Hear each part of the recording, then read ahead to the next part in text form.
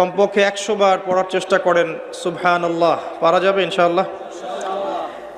100 বার চেষ্টা করেন সুবহানাল্লাহি ওয়া বিহামদিহি, সুবহানাল্লাহি ওয়া বিহামদিহি।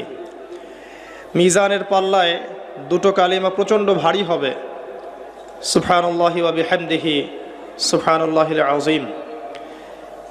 চেষ্টা করেন প্রত্যেক দিন কমপক্ষে 100 বার এতটুকু বলা, আস্তাগফিরুল্লাহ ওয়া আতুবু ইলাইহি, আস্তাগফিরুল্লাহ ওয়া আতুবু ইলাইহি।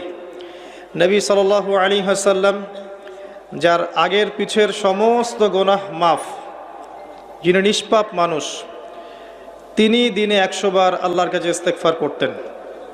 সেখানে আমাদের কতবার পড়া উচিত আমরা নিজেরাই বুঝতে পারছি।